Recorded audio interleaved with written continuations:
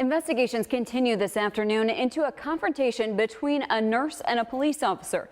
Video of the incident in Salt Lake City is viral. KRCG 13's Garrett Bergquist looks at how Missouri law treats these situations. It's a clash between two public services. A nurse arrested for refusing to give a police officer a blood sample from a patient. I think that's where everybody got very confused. And I think similarly in Missouri, if they are not under arrest or they are not suspected of having caused the accident, I think the nurse would be right under Missouri law. The Salt Lake City confrontation concerned an unconscious crash victim.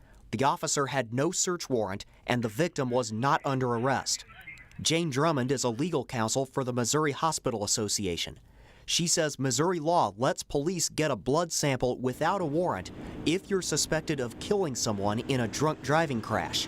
For any other crime, they would need a warrant. What's weird about Missouri law is we have this implied consent statute, but then we have a completely separate statute that doesn't refer back to it and simply says that certain healthcare providers shall withdraw blood at the direction or request of law enforcement. There are very few, if any, prosecutors that I know of at least, who are going to say forcibly do a blood draw.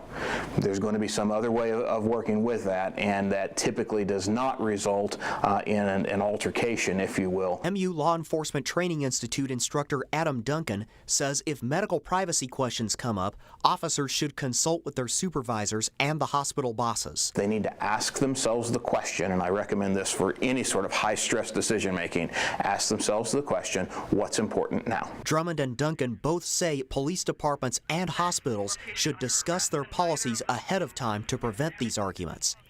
Reporting in Jefferson City, Garrett Bergquist, KRCG 13.